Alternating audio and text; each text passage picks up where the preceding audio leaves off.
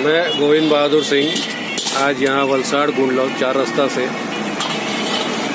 पंकज जी से बात करेंगे। इन्हें कुछ तकलीफ थी जो कि हेडेक, गैस और पेट में काफ़ी इनको तकलीफ़ें थी, जो कि इन्होंने पायरमैक्स 3 को इस्तेमाल किया। पहले दिन में ही इन्हें करीब आधा घंटे के बाद में ही रिलैक्स मिली। अभी वो उनसे ही सुनेंगे कि उनको कितनी राहत मिली है।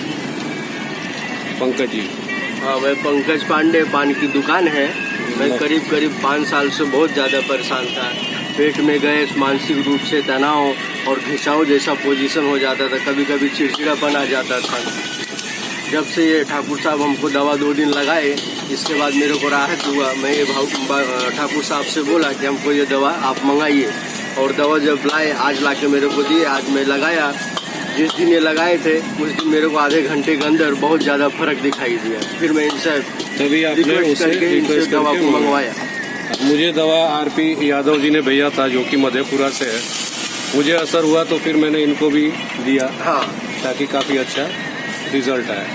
तो अभी आप पायरमैक्स 3 इस्तेमाल कर रहे कहाँ हैं? नहीं, मैं अपने बीच सिर में इस्तेमाल कर रहा हूँ, पाँव हाथ में लगा रहा हूँ। वो अभी है कहाँ पे? ये प्रोडक्ट, ये प्रोडक्ट है।